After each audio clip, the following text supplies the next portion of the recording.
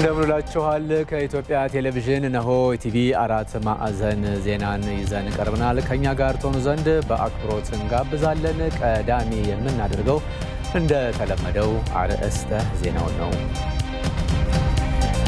ጠቅላይ ሚኒስትር አብይ አህመድ ከዩኒቨርሲቲዎች ከተውጣጡ ምሁራን ጋር ተወያዩ። ከ8000 በላይ በአዲስ አበባ የሚገኙ የላዳ ሹፌሮች ከ2 ዓመት በፊት አሮጌ ላዳ ታክሲዎችን በአዲስ ለመቀየር ከ1 ቢሊዮን ብር በላይ ቅድመ ክፍያ ለኤል አውቶ ኢንጂነሪንግ እና ትሬዲንግ ኃላፊነቱ የተወሰነ ግል ማህበር ክፍያ ቢከፍሉም እስካሁን መኪኖቹን እንዳልተረከቡ ቅሬታቸውን አሰሙ።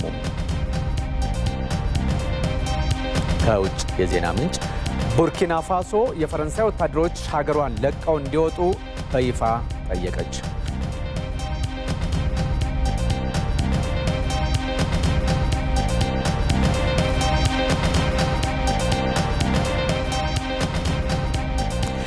ምርጫቸውን የኢትዮጵያ ቴሌቪዥን አድርጋችሁ ዜናውን ስለምትከታተሉ እናመሰግናለን። ከዚህ ከዋናው ስቱዲዮ ተመስገን በየነ ነኝ። እንደዚሁም ደግሞ አንድ ሁነት የተከታተለ የሚገኘው ባልደረባችን አሸናፊ እንዳለ የሚነግረኝ ይኖራል።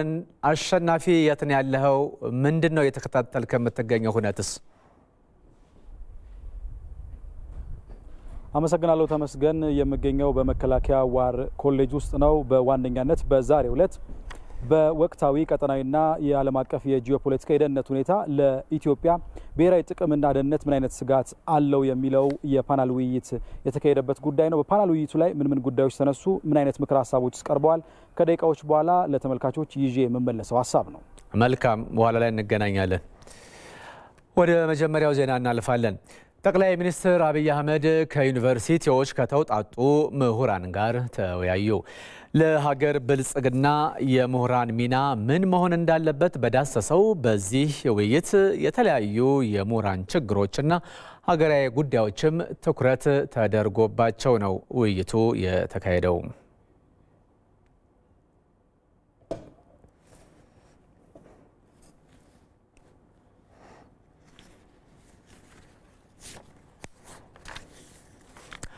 የኢፌዴሪ መከላከያ ዋር ኮሌጅ ወቅታዊ ዓለም አቀፋዊና ቀጠናዊ ጂኦፖለቲካና የደህንነት ሁኔታ ለኢትዮጵያ ብሔራዊ ደህንነት ባለው አንደምታ ዙሪያ የፓናል ውይይት እያካሄደ ነው። በውይይቱም የዕለቱ የክብር እንግዳ የመከላከያ ትምህርትና ስልጠና ዋና መምሪያ ኃላፊ ሌተናል ጀነራል ይመር መኮንን እንዲሁም የዋር ኮሌጁ ከፍተኛ አመራሮች፣ የውጭ ጉዳይ ሚኒስቴር የውጭ ጉዳይ ኢንስቲትዩት የምክር ጥናትና ትብብር ማዕከል እንደዚሁም ደግሞ ሌሎችም ተቋማት ተወካዮች በዚሁ ውይይት ላይ እየተሳተፉበት እንደሚገኙ ነው። ከዛው ይህንን ውይይት የተከታተለ ከሚገኘው አሸናፊ እንዳለ ለመርዳት የቻል ነው። በዚሁ ጉዳይ ላይ ተጨማሪ መረጃ ሊሰጠን አሸናፊ በቀጥታ መስመራችን ላይ ነው የሚገኘው። አሸናፊ እንግዲህ ቀደም ሲል በተወሰነ ደረጃ ዋር ኮሌጅ እንዳለና ውይይት የተካሄደ እንደሆነ ነገርናልና በዚህ የተካሄደ ባለው ውይይት እስካሁን ባለው የውይይት ሰዓት ከተመከረባቸው አጀንዳዎች ዋና ዋናዎቹን ከነፋይዳቸው ልትነግረን ትችላለህ? በድጋሚ አመሰግናለሁ ተመስገን። እንግዲህ ቀደም ብለን እንዳልነው በዋነኛነት በቀጠናውም ሆነ እንዲሁም ደግሞ በዓለም አቀፍ የጂኦፖለቲክስ ውስጥ ያሉ የደህንነት ስጋቶች አሉ። እነዚህ ደግሞ ለመላውን ዓለም ወይም ደግሞ በመላው ዓለም ያሉ ሀገራትን ሊመለከቱ ይችላሉ። በዋነኛነት በዛሬው ዕለት እንግዲህ በዚህ በመከላከያ ዋር ኮሌጅ ሲመከርበት የቆየው ጉዳይ ለኢትዮጵያ ብሔራዊ ደህንነትና ጥቅም ምን አይነት ፈተናና ስጋቶች ደቅነዋል እነዚህ የጂኦፖለቲካ የደህንነት ስጋቶች የሚለው ነው በዋነኛነት የተመከረበት። እንግዲህ ከዚህ ቀደም እንደምናስታውሰው በዓለማችን ላይ የተለያዩ በየዕለቱ የምንሰማቸው የተለያዩ እንቅስቃሴዎች አሉ፣ ፖለቲካዊ ይዘት ያላቸው ወይም ደግሞ የሽብር ጥቃትን ጨምሮ ማለት ነው። እንግዲህ ከዚህ ከጎረቤት ሀገራት ጨምሮ ማንሳት እንችላለን። የተለያዩ የምንሰማቸው ነገሮች አሉ። በዋነኛነት እነዚህ ስትራቴጂካዊ የሆኑ እንቅስቃሴዎችን መመከት በሚችልባቸው ጉዳዮች ላይ ከፍተኛ አስተዋጽኦ የሚያደርግ ውይይት ነው ሲደረግ የነበረው። በውይይቱ ላይ እንግዲህ በዋነኛነት ሀሳብ ሲያቀርቡ የነበሩት ከውጭ ጉዳይ ሚኒስቴር ከውጭ ጉዳይ ኢንስቲትዩት የቀረቡ የፖለቲካ ምሁራን ናቸው። በዋነኛነት ያነሷቸው ሀሳቦች ምን አይነት ስጋቶች አሉ፣ ምን አይነት ፈተናዎች ተደቅነዋል፣ እነዚህን መሳ ለመሳ በሚሄድ መልኩ እንዴት ነው መቋቋም የሚችለው የሚለው ላይ በዋነኛነት ነው ያነሱት። እንደምናውቀው እንግዲህ የመከላከያ ዋር ኮሌጅ አሁን የምንገኝበት የመከላከያ ዋር ኮሌጅ በተለይ ደግሞ የሚያስመርቃቸው ሰልጣኞች በዋነኛነት ይሄንን አጠቃላይ ዓለም አቀፍ ፖለቲካውን የሚረዱ አጠቃላይ ስትራቴጂውን የሚገነዘቡ እንዲሆኑ ከፍተኛ ጥረት እያደረገ መሆኑን በተደጋጋሚ ይገልጻል። ነገር ግን አገራቱ በተደጋጋሚ ጊዜ የሚያደርጓቸው ስትራቴጂካዊ የሆኑ እቅዶች በዋነኛነት ጫና ለመፍጠር ዓላማ ያደረጉ በመሆናቸው ዘውትር በየጊዜው የሚታደስና ከነሱ ጋር እኩል ለኩል በሚሄድ መልኩ መሆን እንደሚገባው ነው የተነሳው። ቀደም ብዬ እንግዲህ የሽብር ቡድኖችን እንቅስቃሴ ያነሳው ነበር። አንዳንድ ጊዜ በተለይ በርካታ ተመልካቾቻችን ሊረዱት እንደሚችሉት ከጎረቤት ሀገራት ውጪ ያሉ ሀገራት ያን ያህል በኢትዮጵያ ብሔራዊ ጥቅምና ደህንነት ላይ ብዙ ጉልህ ችግር ሊፈጥሩ የሚችሉ ላይመስለን ይችላል። ነገር ግን አጠቃላይ በዓለም ላይ የሚደረገው እንቅስቃሴ በቀጥታም በተዘዋዋሪ የሚያደርገው ጫና ከፍተኛ ነውና ይህንን መገንዘብ እንደሚያስፈልግ ነው በዋነኛነት በፓናል ዲስከሽኑ ላይ ሲነሳ የነበረው። ያቀረቡ ምሁራንም እንግዲህ ከዚህ ቀደም እንደምናውቀው ያን ያህል በስፋት ባይባልም የፖለቲካ ተንታኞች እንደዚህ ከመከላከያ ሰራዊት አባላት ጋር ከመከላከያ አመራሩ ጋር ቁጭ ብለው በዋነኛነት የሚመክሩባቸውና የሚያቀርቧቸውን ትንታኔዎች በሚቀረጹ ስትራቴጂዎች ላይ ጭምር አሳታፊ በሆነ መልኩ መጨመር እንደሚገባ ከዚህ ቀደም በተደጋጋሚ የሚነሳ ነው። ከዚህ በኋላም እንዲሁ በሚቀረጹ ስትራቴጂካዊ እቅዶች ላይ እነዚህ ማካተት እንደሚገባና እነሱ በሚፈጥኑባቸው በሚሄዱባቸው ርቀቶች ልክ መዘጋጀት እንደሚያስፈልግ ነው የተነገረው። ይህ ስራ እንግዲህ የሚፈጠረው ጫና እንግዲህ በዋነኛነት የሚመለከተው የመከላከያ ሰራዊትን ብቻ አይደለም፣ የፌዴራል ፖሊስን የሚመለከተዋል። እንዲሁ ደግሞ አጠቃላይ የኢትዮጵያ ሕዝብ በንቃት ሊከታተለው የሚገባው ጉዳይ ነው። ይህን እንግዲህ አጠቃላይ አስተባብሮና ሊደርሱ የሚችሉ ጫናዎችን ተቋቁሞ መሄድ ትልቅ የቤት ስራን የሚፈልግ ነው። እነዚህ የቤት ስራዎች ላይ የቀረቡ ምክረ ሀሳቦች አሉ። በዋነኛነት እንግዲህ ቀደም ብዬ እንዳነሳሁት ስትራቴጂካዊ እቅዶችን ማጠናከር፣ ሰልጣኞችን ብቁ እንዲሆኑ ማድረግ ከተነሱ የምክረ ሀሳቦች ውስጥ በዋነኞቹ ናቸው። አጠቃላይ የፓናል ዲስከሽኑ ምስል ይሄ ነው ማለት እንችላለን። ተመስገን። አመሰግናለሁኝ አሸናፊ። ከ8000 በላይ በአዲስ አበባ የሚገኙ የላዳ ሹፌሮች ከ2 ዓመት በፊት አሮጌ የላዳ ታክሲዎችን በአዲስ ለመቀየር ከ1 ቢሊዮን ብር በላይ ቅድመ ክፍያ ለኤል አውቶ ኢንጂነሪንግና ትሬዲንግ ኃላፊነቱ የተወሰነ የግል ማህበር ቢከፍሉም እስካሁን መኪኖቹ እንዳልተረከቡ ለኢቲቪ ቅሬታቸውን አሰምተዋል። ኢቲቪም ቅሬታውን ይዞ የኤል አውቶ ኢንጂነሪንግና ትሬዲንግ ኃላፊነቱ የተወሰነ የግል ማህበር ስራ አስኪያጅን አነጋግሯል። ስራ አስኪያጁም ርክክቡ የዘገየው የታክሲ ማህበሩ ከቀረጥ ነጻ ሂደት በመጓተቱ ነው ብለዋል። ወይንሸት ደጀኔ አይነታቸው ቼሪ ከ50 ኤምቲ የተሰኙ አውቶሞቢል መኪኖችን ለማስመጣት ኤል አውቶ ኢንጂነሪንግና ትሬዲንግ ኃላፊነቱ የተወሰነ የግል ማህበር ከአዲስ አበባ ላዳ ታክሲ ማህበራት ጋር የካቲት 10 2013 ዓ.ም የውል ስምምነት አካሂደው ነበር።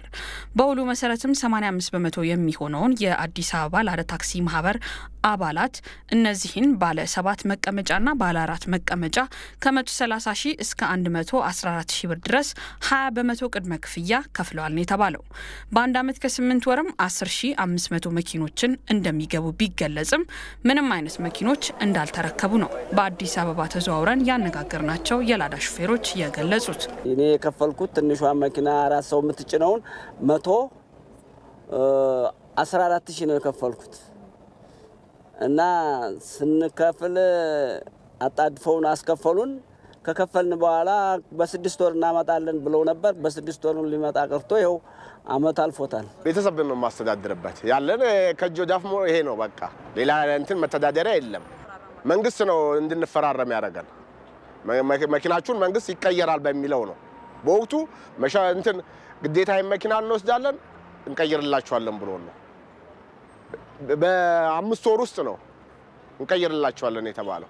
እኛ ገንዘቡን አስገብተናል 130 ሺህ ብር እስካሁን ምንም የለም። የሁሉንም ክፍለ ከተሞች ማለትም አሉ የተባሉትን 10500 የላዳ ታክሲ ባለ ንብረቶችን ይወክላሉ ተብሎ የተመረጡ 20 ኮሚቴዎች አሉ። ከኮሚቴዎች ውስጥ የተሰጣቸው ምላሽ ምንድነው ስንል ጠይቀናል።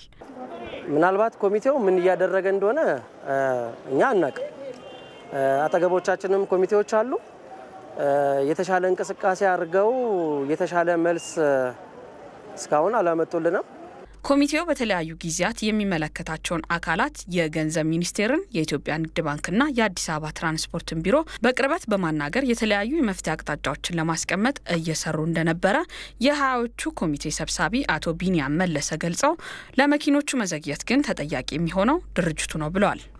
እስከ ሐምሌ ድረስ ያለው ያው በቀረጥ ነጻ ሂደቶች ምክንያት ዘገየ።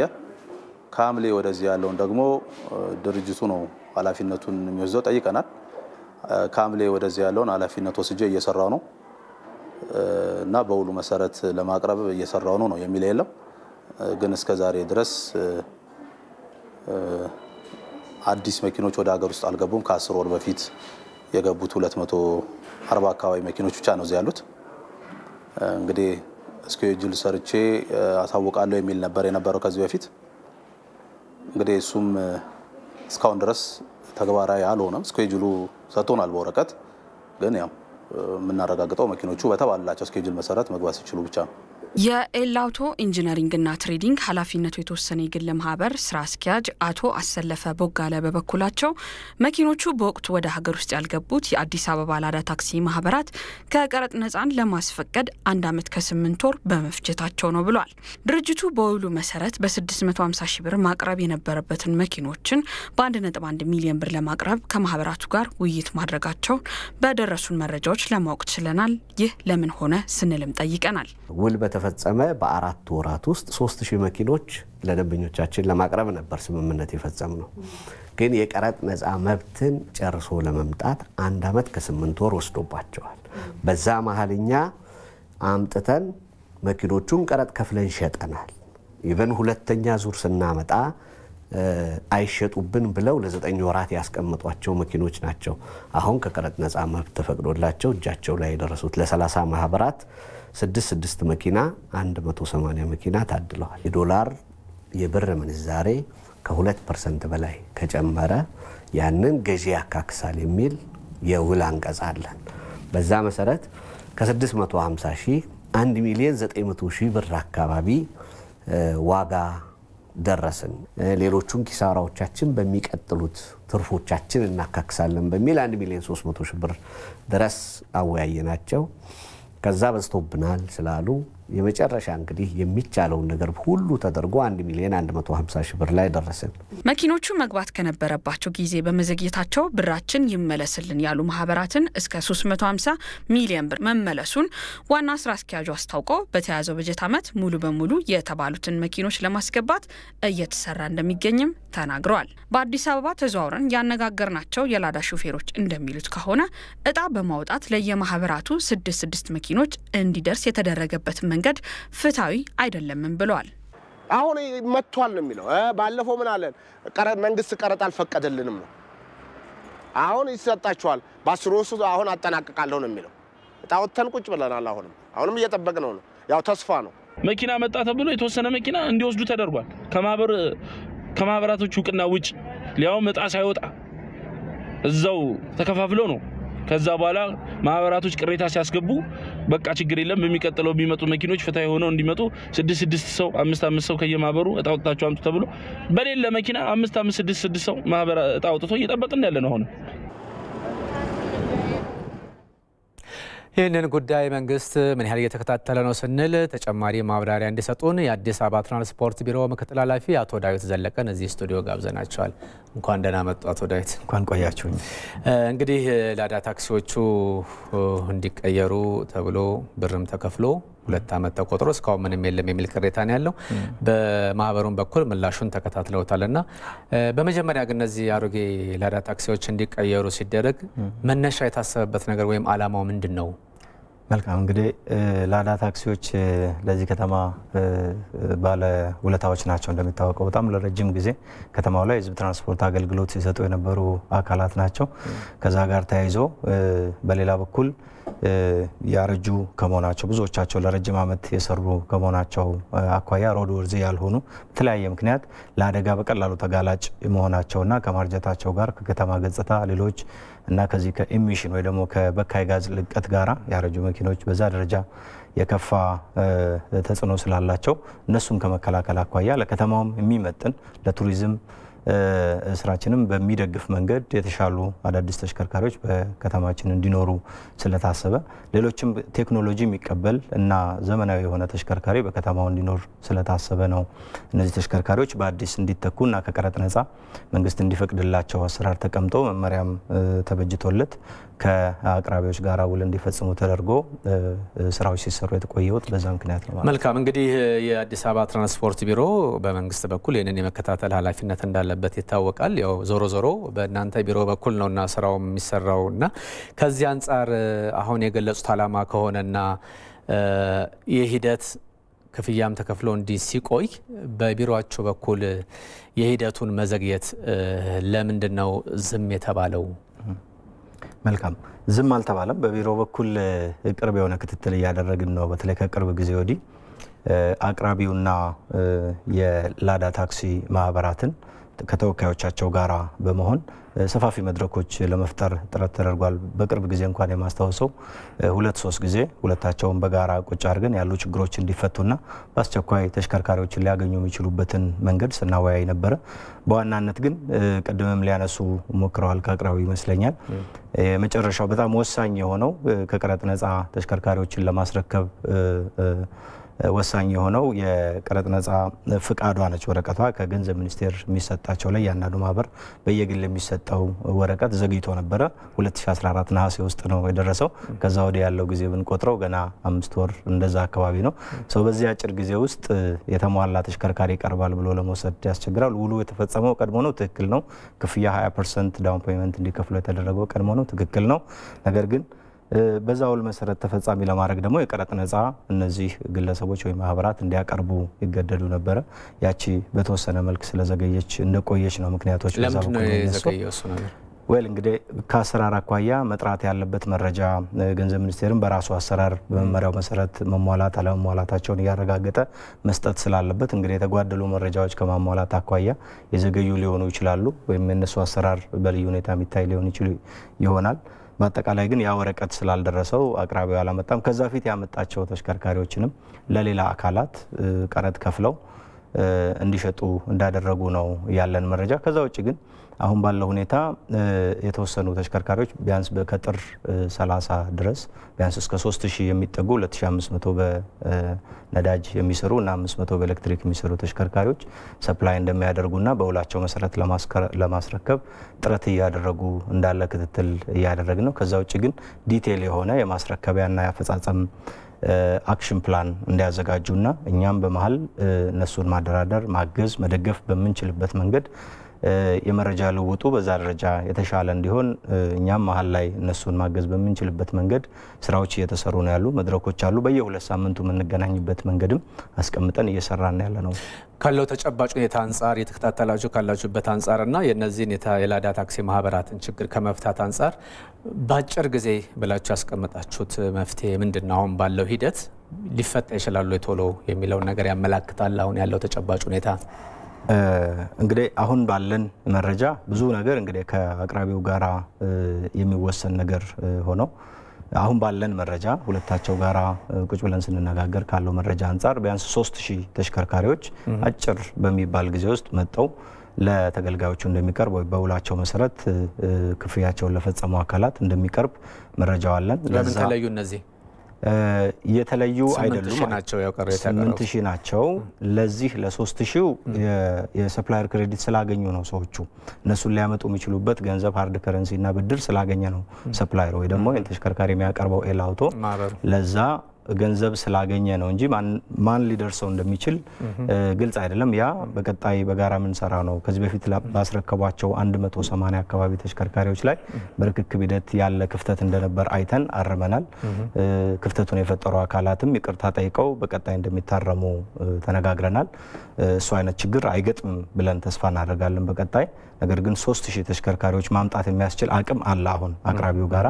የ5000ዎቹ ቀጣይ እኛም ደግፈን ከንግድ ባንክ ጋር በሚኖር ውል መሰረት የሃርድ ከረንሲውና የብድሩ ጉዳይ ሲመቻችላቸው አጠር ባለ ጊዜ ያመጣሉ ብለን ተስፋ እናደርጋለን። ትልቁ ነገር ግን ከባንኮች ጋር ያላቸውን ግንኙነት ከማጠናከር አኳያ መንግስት ከዚህ ቀደም በክብርት ከንቲባዋ ጭምር ድጋፍ ደብዳቤ ንግድ ባንክ ጋር እንዲጻፍና ድጋፍ እንዲደረግ ሲደረግ ነበር። በቀጣይም አስፈላጊውን ድጋፍ በቢሮ በኩል እንደዚሁም በከተማ አስተዳደሩ በኩል ለማድረግ ጥረት ይደረጋል። እሱ ሲስተካከል የቀሪ 5000ዎቹ ደግሞ አጠር ባለ ጊዜ ይመጣል የሚል እቅድ ነው ያለን በእኛ። ስለዚህ በክትትላችሁ መሰረት አሁን ተፈጻሚ ከመሆኑ አንጻርስ ምን ያህል በቅርብ ርቀት የተከታተላችሁ ነው? በቅርብ ርቀት ለሚለው በደንብ በቅርብ ርቀት ነው። አሁን ባለው ሁኔታ ቢያንስ በ2 ሳምንት አንድ ጊዜ እየተገናኘን ሁኔታዎችን ሂደቶችን የምንገመግምበት ችግሮች ሲኖሩ የምንፈታበት ከሁለቱም አካላት ሶስቱ ነን እኛ ማህበራትና አቅራቢው በጋራ ቁጭ ብለን የምንነጋገርበት ስቴጅ አመቻችተናል። ከዛ ውጭ አክሽን ፕላኖች እንዲመጡ እያደረግን ነው። እነሱ ሲመጡ በዛ መሰረት እየገመገምን ወደ ኋላ የቀረውን ለምን ቀረ፣ የት ጋር ድጋፍ ያስፈልጋል የሚለውን ጭምር እያየን እንድንሄድ አሰራር አስቀምጠናል። ስለዚህ እንዳልኩት የሶስት ሺዎቹ ቀርሞ መስተካከል ያለባቸው ጉዳዮች ተስተካክለው ስላለቁ አጭር ጊዜ በሚባል ደረጃ 1 ወርና እንደዛ ውስጥ ሊቀርቡ የሚችሉ ናቸው። ስለንጋስ የቀረው ክፍያ ከባንክ ጋር አስተሳስረው መክፈል ከቻሉ ማህበራት በአጭር ጊዜ ይረከባሉ ተብሎ ኤክስፔክት ይደረጋል። የ5 ሺዎቹ ቅድም እንዳልኩት የሃርድ ከረንሲ ጉዳይ አለ፣ የብድሩም ጉዳይ የቀሪ 80% ብድር ጉዳይም ከባንኮች ጋር በቀጥታ ማስተሳሰር ስለሚያስፈልግ እሱን እንዳመቻችን ያ ማለት ከኛም የሚያስፈልግ ድጋፍ አለ። እሱን በቅርበት ከንግድ ባንክ ጋር መስራት አለብን። እሱን ስናደርግ በጣም ባጠረ ጊዜ ይፈጸማል የሚል ተስፋ አለን። ግን ስቲል ከኛ ውጭ ያለ የሌሎች ድጋፍ የሚያስፈልገው ስራ እንዳለ ግን ታሳቢ ይደረጋል ማለት ነው። ኤቢሲም ክትትል ይቀጥላል። እናንተም እንግዲህ በቃላችሁ መሰረት ተገኝታችሁ ይህንኑ ዜና ደግሞ በብስራት መልክ እንደምንዘግበው ተስፋ አደርጋለሁ። አቶ ዳዊት ዘለቀ የአዲስ አበባ ትራንስፖርት ቢሮ ምክትል ኃላፊ፣ ለጊዜውም ላሳቡም አመሰግናለሁ። አመሰግናለሁ።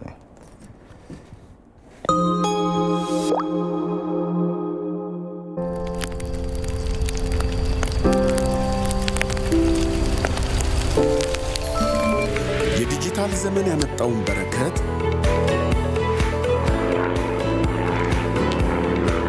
ጊዜው የሰጠንን ውበት ተላብሰን ባለንበት ያቀድነውን ከግብ የምናደርስበት ዘመን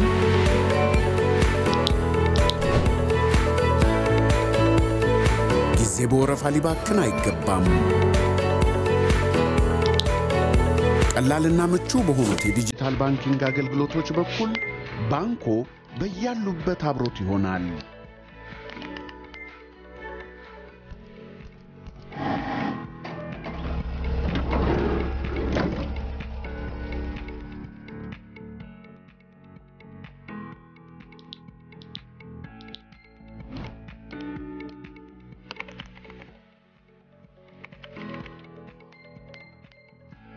ከጊዜው ጋር አብረን እንዘምን።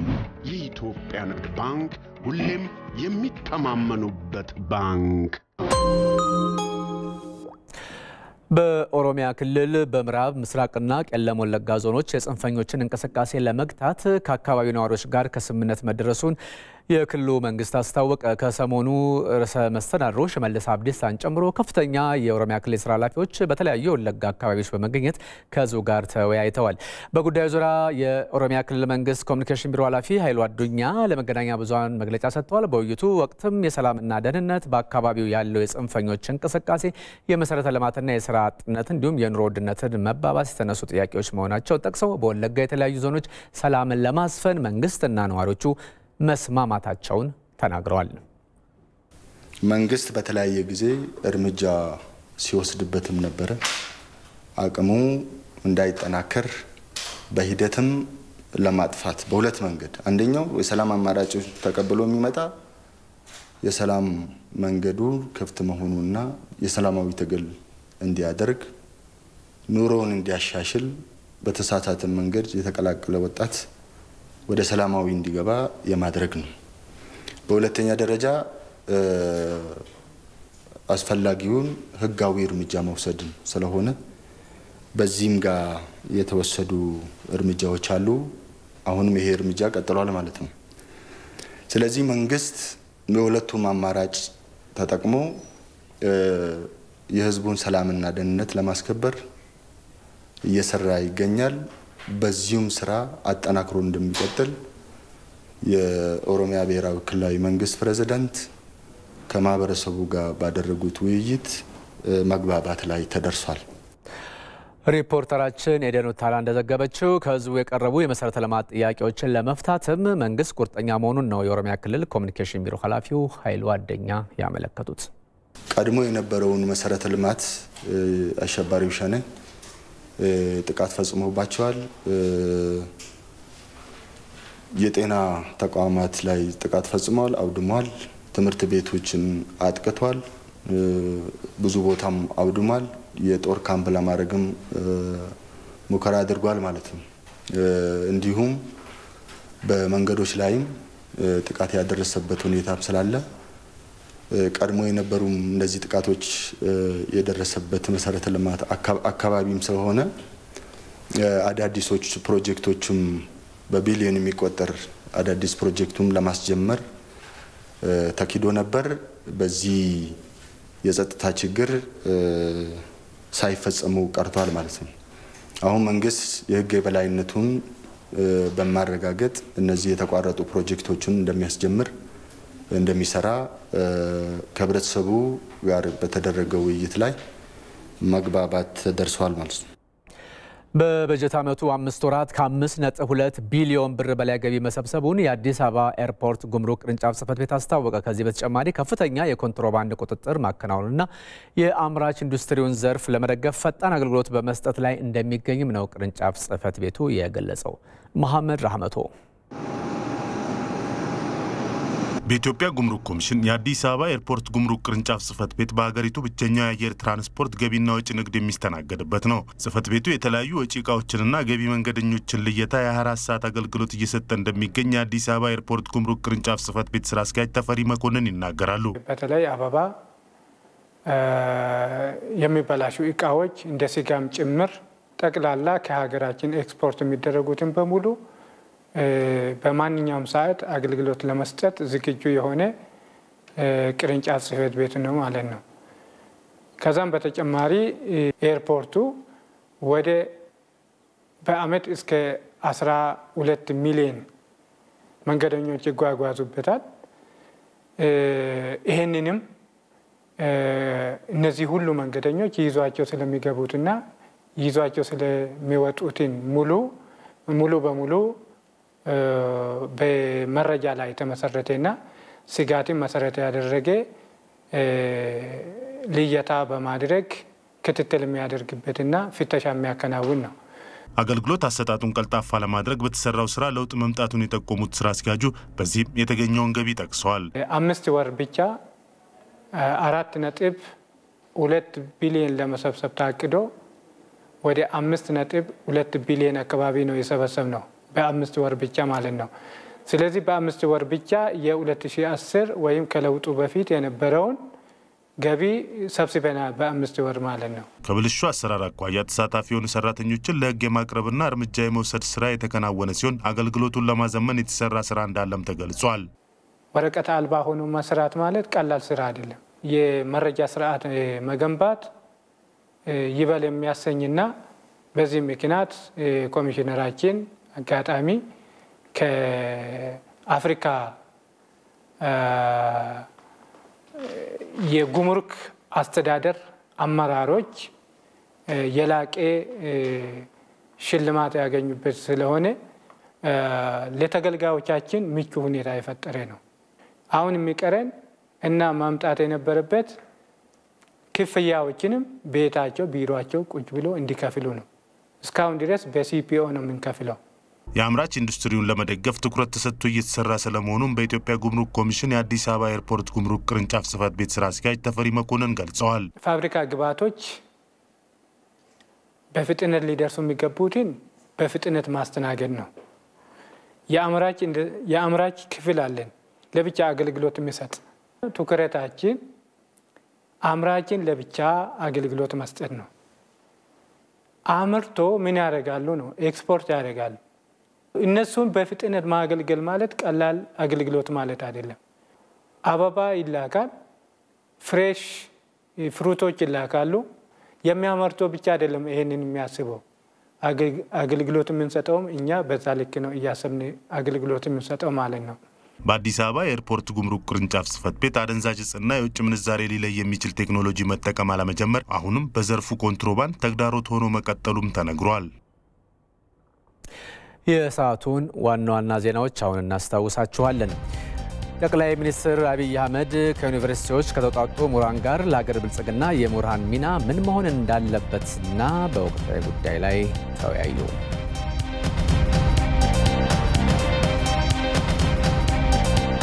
ከ8000 በላይ በአዲስ አበባ የሚገኙ የላዳ ሹፌሮች ከ2 ዓመት በፊት አሮጌ የላዳ ታክሲዎችን በአዲስ ለመቀየር ከ1 ቢሊዮን ብር በላይ ቅድመ ክፍያ ለኤል አውቶ ኢንጂነሪንግና ትሬዲንግ ማህበር ቢከፍሉም እስካሁን መኪኖቹ እንዳልተረከቡ ተናገሩ። የአዲስ አበባ ትራንስፖርት ቢሮ ጉዳዩን እልባት ለመስጠት በቅርብ ርቀት እየተከታተልኩ ነው ብሏል ለኢቲቪ። ከውጭ የዜና ምንጭ ቡርኪና ፋሶ የፈረንሳይ ወታደሮች ሀገሯን ለቀው እንዲወጡ በይፋ ጠየቀች።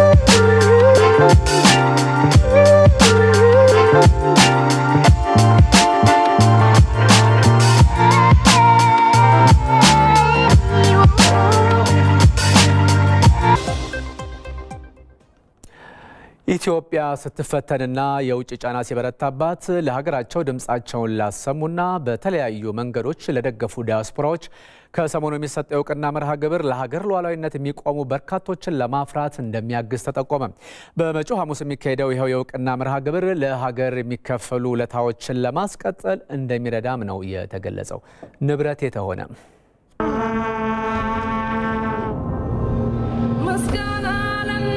ላለፉት 2 እና 3 ዓመታት ኢትዮጵያ በተስፋ የጀመረችው ጉዞ በተስፋ አስቆራጭ እርምጃ እንዲጠናቀቅ በርካቶች ሴራ ውስጥ ሲገቡ በየሀገራቱ ያሉ ዲያስፖራዎች ይህ እንዳይሆን ታግለዋል። ለዚህ የዲያስፖራ ማህበረሰብ መልካም ስራ እውቅና የሚሰጥ መርሃ ግብር በመጪው ጥር 18 ሐሙስ ዕለት በአዲስ አበባ ሊካሄድ መሆኑን የኢትዮጵያ ዲያስፖራ አገልግሎት ከሰሞኑ አስታውቋል።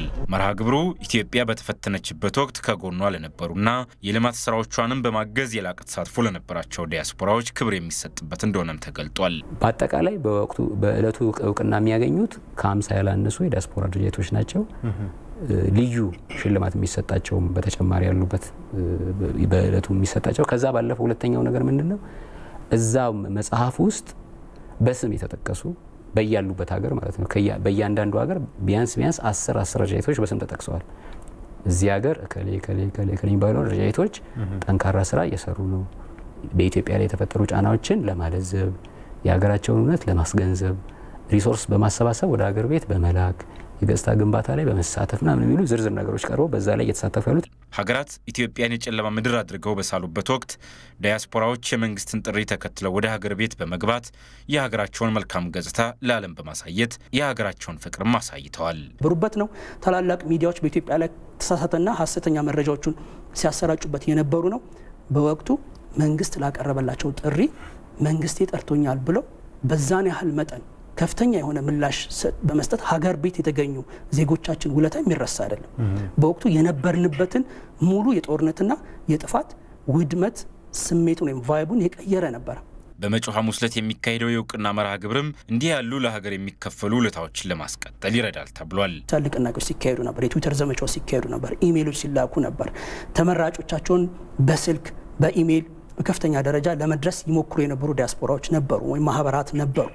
እንደዚሁም ደግሞ ሰላማዊ ሰልፎችን በአካል በመገኘት ከፍተኛ የሆኑ ጫና በዓለም አቀፍ ተቋማትና ባለስልጣኖች ሲያሳድሩ የነበሩ ነበር። በተለያዩ ዓለማት የሚገኙ ዲያስፖራዎች ኢትዮጵያ ችግሮች ውስጥ ስትገባና ሀገራትም ከመፍትሄ ይልቅ ጫናቸውን ሲያበረቱ አደባባይ በመውጣት ጫናዎችን ቀልብሰዋል። ሀገር በሰው ሰራሽና በተፈጥሯዊ ጉዳይ ጉዳት ሲደርስባት ለሀገር ጥሪ ምላሽ ከመስጠት አንጻር እንደዚሁም ደግሞ በሀገር ሉዓላዊነት፣ የግዛት አንድነት፣ ሰላም እና ደህንነት እና ደግሞ መሰረታዊ የልማት ፕሮግራሞች ላይ ከፍተኛ አስተዋጽኦ ሲያደርጉ የነበሩ የታላቁ ህዳሴ ግድብ ከኢኮኖሚያዊ ተጠቃሚነት አልፎ የሀገራት ጫናዎች ሲበረታበት ዳያስፖራዎች በጽኑ ታግለዋል።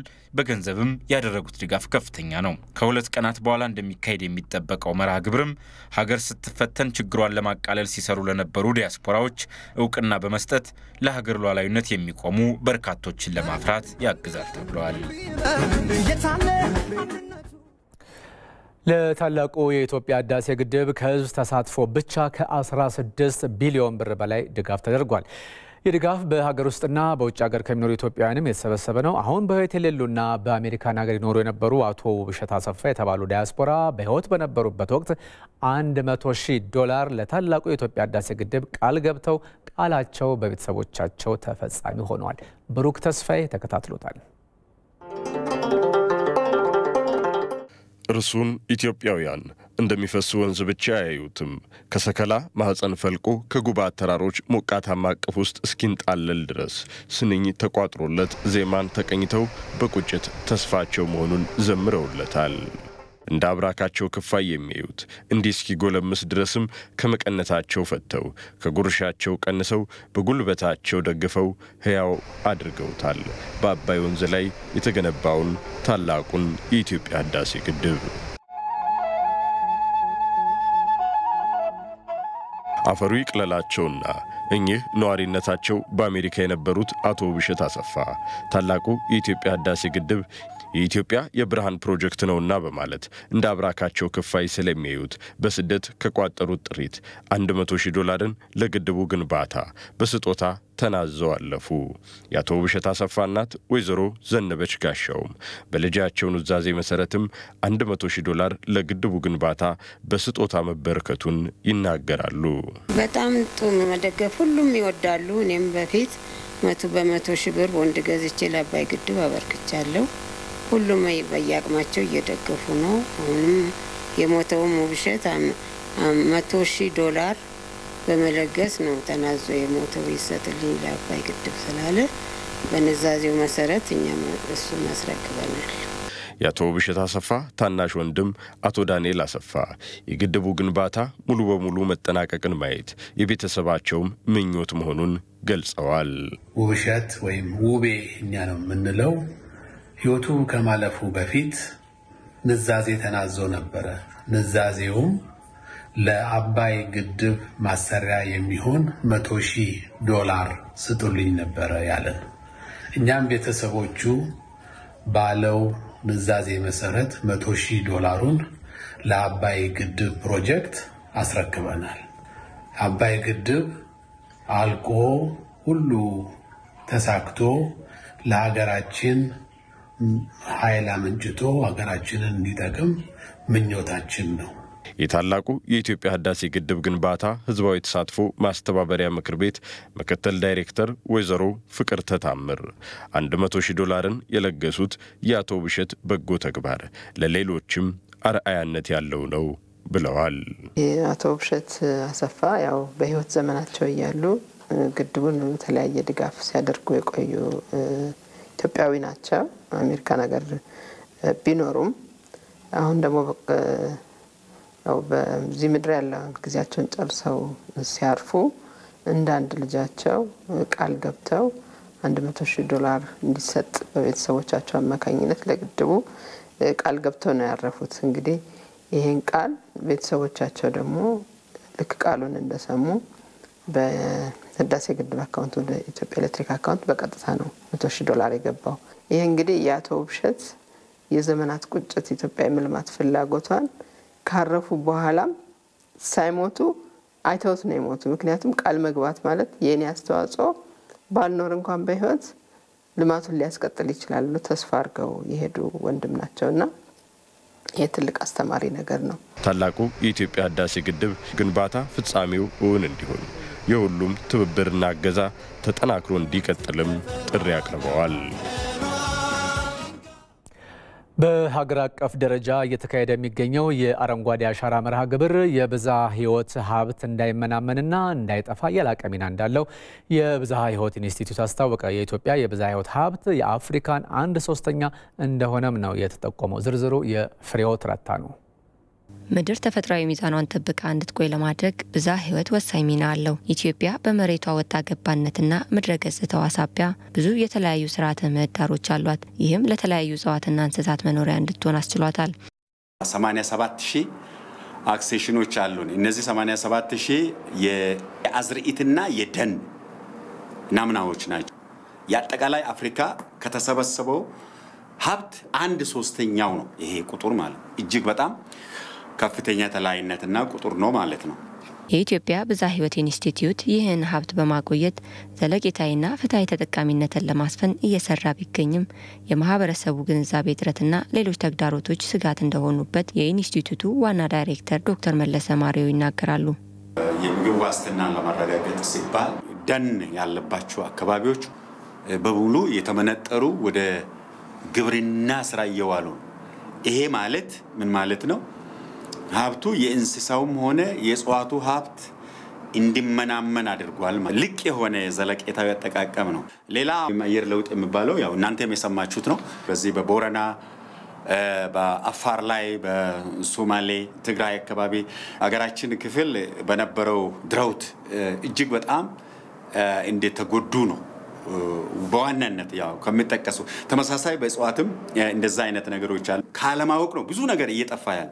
ማወቁ ከመጣ የመረዳቱ ሂደት ብዙ ጊዜ ደጋግመን ሀሳቦችን ብንገልጽ ሰው ይረዳል። በሀገር አቀፍ ደረጃ እየተካሄደ የሚገኘው የአረንጓዴ አሻራ መርሃ ግብር የብዝሃ ሕይወት ሀብቱ እንዳይመናመንና እንዳይጠፋ ሚናው የላቀ መሆኑ ነው የተገለጸው። በጣም ብዙ አስተዋጽኦ ይኖረዋል። በግሪን ሌጋሲ ውስጥ የዛፍ ችግኝ ነው የሚተከለው። የዛፍ ችግኝ ስንተክል የዛፍ ችግኝ ብቻ አይደለም፣ በተፈጥሮ ያለው ስነ ፍጥረት የተዛመደና የተጋመደ መስተጋብር ያላቸው ስለሆነ ዛፍን አብዝተን ስንተክል ዛፍ ላይ የሚመገቡ ይኖራሉ፣ ወይም ከዛፍ የሚወድቀውን የሚመገቡ ይኖራሉ፣ ዛፍ ስር የሚጠለሉ ይኖራሉ። ከዛፎች ላይ የሚወድቁት ምቹ ሁኔታ አፈር ውስጥ የዘር ባንክ የሚባል ነገር አለ። ለነሱ ምቹ ሁኔታ ይፈጥራል። እነሱ በቅሎ እንደገና ሌላ ዛፍ እና ሌላ ዝርያ የሚያስቀጥሉ ናቸው። ሌላውም አንዱ በግሪን ሌጋሲ ውስጥ የሚካተት ሰው ሄዶ በችግኝ መትከል ተክሎ መግባት ተመልሶ መንከባከብ ብቻ ሳይሆን የንቃተ ህሊናም ወይም ሌላውን ግንዛቤ ማዳበርና እያንዳንዱ ዛፍ መትከል አካባቢ መንከባከብ ምን ያህል አስፈላጊ እንደሆነ ማስገንዘብ አንዱ ነው። አረንጓዴ አሻራ ሂደት ከፍተኛ የሆኑ ለውጦች ናቸው የታዩት ማለት ነው። ማህበረሰቡ ራሱ ያለውን ሀብቱን መጠበቅ እንዲችል ዘንድ እጅግ በጣም አስቻይ ሁኔታ ነው። በአሁን ሰዓት የግሎባል ባዮዳይቨርሲቲ ፈንድ ተብሎ የሚጠራው ፈንድ በኮፕ 15 ላይ ጸድቋል። ይሄ የዓለም አቀፉ የብዝሃ ሕይወት ማዕቀፍ ነው።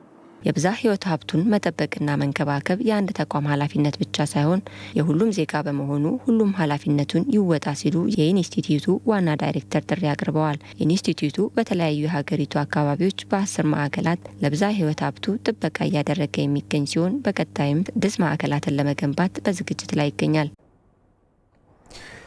የዘንድሮ የተፋሰስ ልማት ስራ በተለያዩ ክልሎች በይፋ ተጀምሯል። በየዓመቱ ህብረተሰቡን በማሳተፍ የሚሰራው ይኸው የአፈር ውሃ ጥበቃ የተፋሰስ ልማት ስራ የተራቆቱ መሬቶችን እንዲያገግሙ በማድረግ አማራጭ የውሃ ሀብትን ማስገኘት እያስቻለ ይገኛል። የመራደም ተከታትሎታል።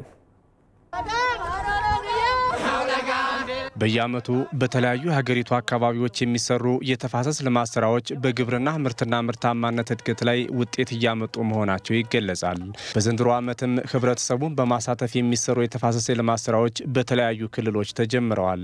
የደቡብ ክልል የተፋሰስ ልማት ስራን በሀላባ ዞን ወይራ ወረዳ ያስጀመሩት የክልሉ ርዕሰ መስተዳድር ርስቱ ይርዳው ክልሉ በተፈጥሮ ሀብት ልማት ትኩረት የሚፈልግ በመሆኑ የተቀናጀ የህብረተሰብ ተሳትፎን በመተግበር የግብርና ምርታማነትን ለማሳደግ ይሰራል ብለዋል። የግብርና ምርታማነትን ለማሳደግ የተፋሰስ ልማት ስራ እጅግ አስፈላጊ ጉዳይ ነው። ድንበር ተሻጋሪ የሆኑ ወንዞች ባሉባቸው አካባቢዎች ከአንዱ ጫፍ እስከ አንድ ጫፍ በተያያዘ መንገድ ማልማት ካልቻልን አንዱ እያለማ ሌላው ደግሞ ግድም ማይለው ከሆነ የተሟላ ስራ መስራት አይቻልምና ሁልጊዜም ተፋሰስ ፕላን በምንልበት ወቅት የወንዞቹ መዳረሻ ከየት ጀምሮ ወዴት ነው የሚደርሱት የሚለውን ተጠንቶ በዛ ካችመንት ውስጥ ያሉ ህዝቦቻችን በዚህ ተፋሰስ ልማት ላይ እንዲረባረቡ ማድረግን ዓላማ ያደረገ ነው። የግብርና ሚኒስትር ዴታ ፕሮፌሰር ኢያሱ ኤልያስ በበኩላቸው ስንዴን ጨምሮ ሌሎች ምርቶችን ወደ ውጭ ለመላክ የተጀመረው ስራ እንዲሳካ በተቀናጀ የተፋሰስ ልማቱ ህብረተሰቡን ባለቤት ማድረግ እንደሚገባ ገልጸዋል። ተፋሰሶች ዘላቂ በሆነ መልኩ ተጠብቀው እንዲቆዩ የስራ ዕድል ፈጠራ የብዝሃ ጥቅም ያላቸው ምርቶችን ማስገኛ እንዲሆኑ የተቋቋሙ የተፋሰስ ህብረት ስራ ማህበራት አሉ። እናንተም አካባቢ ይኖራሉ፣ በመላ ሀገሪቱ አሉ። አምና ብቻ 1500 የሚጠጉ የተፋሰስ ልማት ማህበራት ህጋዊ እውቅና እንዲያገኙ አድርገናል። እነዚህን ማጠንከር አለብን።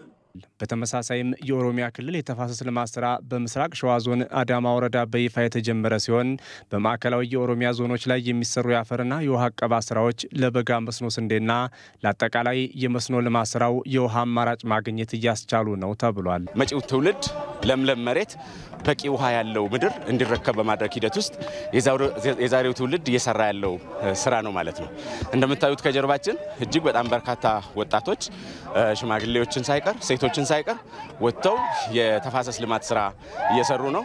የአፈርና የውሃ አቀባ ስራ የተራቆቱ መሬቶች እንዲያገግሙ የደረቁ ወንዞችና ጅረቶች እንዲመለሱ ማስቻሉን እንደ አብነት ይጠቀሳል። በተፋሰስ ልማት ስራው ላይ ሲሳተፉ የቆዩት አርሶ አደሮችም ከዚህ ቀደም በሰሩት ስራ ውጤት በማግኘታቸው በዘንድሮ የተፋሰስ ልማትም በንቃት ለመሳተፍ መዘጋጀታቸውን ገልጸዋል። እንግዲህ ያው በዚሁ በተጀመረው በልማታችን ቀጥለንበት አፈራችንን ተንከባክበን ልማታችንን ለማልማትና ሀገራችንን ከሀገራችን ጋር አብረን ለማለት ሐሳብ ላይ ነው ያለነውና ለልማት ላይ ወጥተን ተሳትፈን እየሰራን። በሌላ በኩል በአማራ ክልል ምዕራብ ጎጃም ዞን በደቡብ ሜጫ ወረዳም የተፋሰስ ልማት ስራን የጀመሩት አርሶ አደሮች ባለፉት ጊዜያት በሰሯቸው የተፋሰስ ልማቶች ተራቁተው የነበሩ ቦታዎች መልሰው በማገገማቸው የጀመሩትን ስራ አጠናክረው እንደሚቀጥሉም ተናግረዋል።